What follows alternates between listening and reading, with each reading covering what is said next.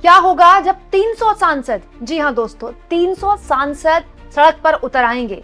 10, 20, 30, 100, 50 नहीं, 300 सांसद जब सड़क पर उतरकर मार्च निकालते हुए चुनाव आयोग के दफ्तर जाकर मुख्य चुनाव आयुक्त ज्ञानेश कुमार से बात करेंगे, तो क्या बात करेंगे दोस्तों। आज का दिन देश के इतिहास में हमेशा के लिए दर्ज होने वाला दिन है, क्योंकि भारत की आजादी के बाद कभी भी शायद ऐसा नहीं हुआ, कभी भी, जब देश के विपक्षी नेताओं को या फिर कह लें कि देश के सांसदों को, चुने हुए प्रतिनिधियों को सड़क पर उतरकर संसद से चुनाव आयोग तक मार्च निकालकर चुनाव आयोग से उसकी की हुई विसंगतियों और गलतियों को लेकर, तथा कथित गलतियों को लेकर जवाब मांगना पड़े।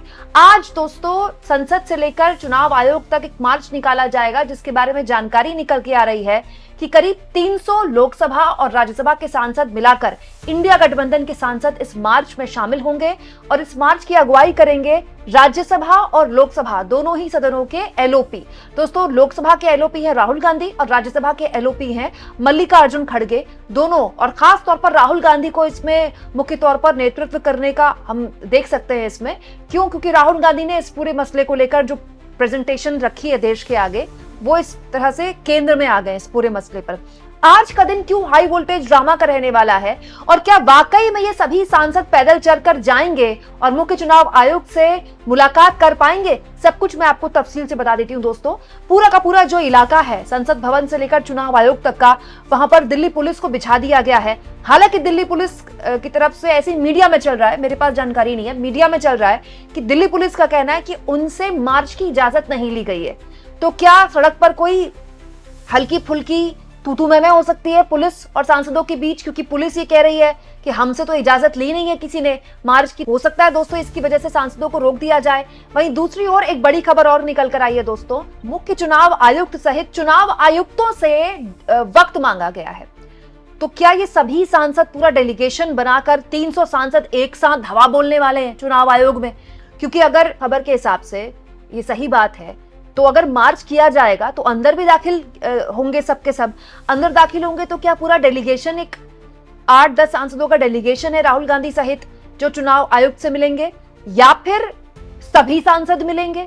अच्छा, यहाँ पर एक और चीज दिलचस्प है दोस्तों, चुनाव आयोग सूत्रों के हवाले से खबरें चलवा रहा है मीडिया में कि राहुल गांधी हलफनामा साइन करें, राहुल गांधी शपथ पत्र दें। अब दोस्तों राहुल गांधी तो स्वयं पहुंचने वाले हैं, तो हो सकता है कि मुख्य चुनाव आयुक्त ज्ञानेश कुमार या फिर दूसरे जो चुनाव आयुक्त हैं वो राहुल गांधी से बोले कि आप आए हैं तो एक साइन भी कर दीजिए शपथ पत्र को लेकर। तो बहुत सी चीजें आज होने वाली है, हाई वोल्टेज ड्रामे का दिन है। अब आप कहेंगे दोस्तों कि ये सब करके विपक्ष को क्या मिलेगा, विपक्ष क्यों कर रहा है ये सब?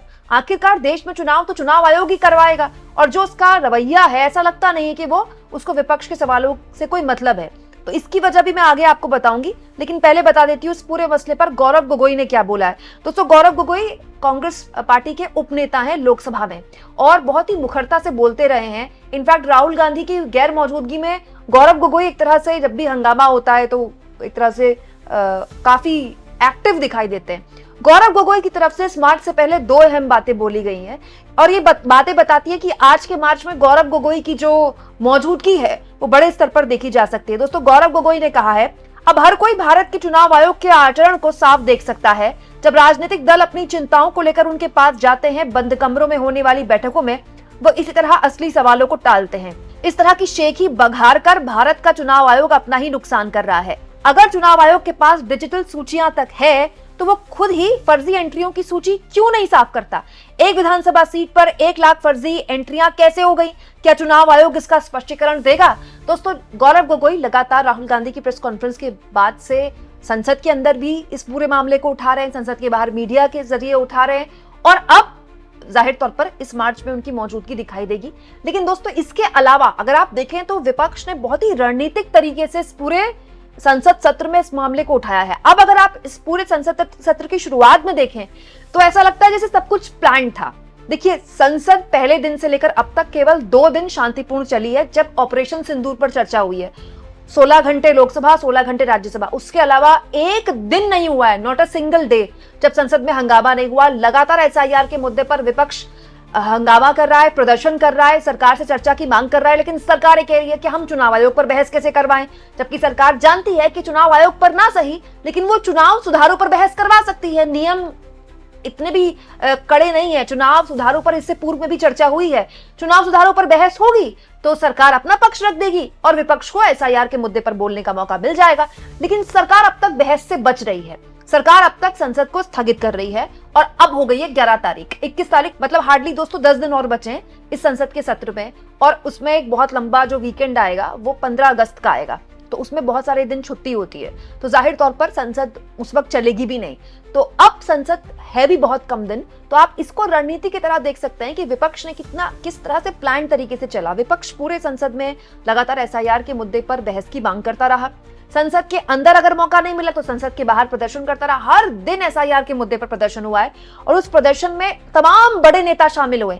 हर पार्टी के फ्लोर लीडर्स को या फिर हर पार्टी के बड़े सांसदों को मैंने देखा है। अखिलेश यादव अपनी पार्टी की तरफ से सांसद थे, मौजूद थे। अखिलेश नहीं होते थे तो डिंपल यादव होती थी, या फिर दोस्तों राज्यसभा से जो समाजवादी पार्टी के बड़े सांसद आते हैं रामगोपाल यादव, उनकी मौजूदगी होती थी। कांग्रेस पार्टी की तरफ से राहुल गांधी होते थे, राहुल नहीं होते थे तो प्रियंका होती थी और मल्लिकार्जुन खड़गे तो हमेशा होते थे। इनफैक्ट इस बार मैंने सोनिया गांधी को भी प्रदर्शन में खूब हिस्सा लेते हुए देखा। और तृणमूल कांग्रेस की तरफ से तो तमाम राज्यसभा और लोकसभा के सांसद इस पूरे प्रदर्शन में अंदर और बाहर मौजूद थे।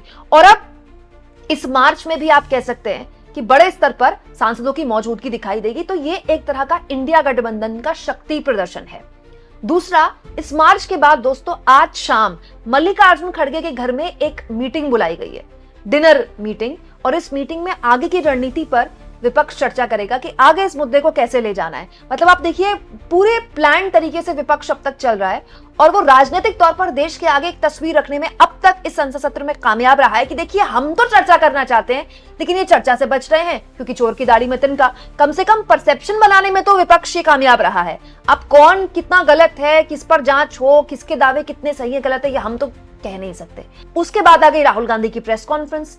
फिर तो विपक्ष को और मौका मिल गया कि भाई अब तो आप एसआईआर के मुद्दे पर चर्चा करवा ही दीजिए, लेकिन सरकार लगातार इस चर्चा से बच रही है। तो आज विपक्ष का ये मार्च उसी श्रृंखला में आगे आप देखेंगे दोस्तों। इसके बाद राहुल गांधी की बिहार में मार्च शुरू हो जाएगा और इसके बाद आप देखेंगे अलग अलग राजनीतिक दल अपने अपने राज्यों में इसको लेकर प्रेस कॉन्फ्रेंस और मार्च लगातार निकालते रहेंगे। तो ये तो इंडिया वर्सेस चुनाव आयोग वाला ये जो मामला है ये अभी बहुत लंबा चलेगा, लेकिन इसके जरिए एक नैरेटिव सेट कर दिया है विपक्ष ने अपने अपने राज्यों में कि देखिए ये जो मैच है इसमें अंपायर जो है वो एक पार्टी की तरफ उसका ध्यान ज्यादा है। ये एक तरह की सिंपैथी क्रिएट करता है जनता के बीच कि देखिए इनका तो कोई सुन ही नहीं रहा। तो ये एक कम से कम परसेप्शन बनाने में कामयाब रहा है विपक्ष। लेकिन अब इस लड़ाई को कितना आगे ले जा पाता है विपक्ष और इसका राजनीतिक लाभ कितना ले पाता है ये महत्वपूर्ण होगा। और ये सब कुछ डिपेंड करता है आज के मार्च में। आज का मार्च विपक्ष कितना सफलता से ले जा पाता है, सड़क पर किस तरह का हालात देखने को मिलते हैं, कितने दलों की मौजूदगी यहाँ पर देखने को मिलती है, क्या चुनाव आयोग से उनकी मुलाकात हो पाती है, क्या ज्ञानेश कुमार उनसे मिलेंगे या जो दो चुनाव आयुक्त हैं उनसे उनकी मुलाकात होती है, चुनाव आयोग के दफ्तर में कहीं कोई झड़प की स्थिति तो नहीं बन जाएगी।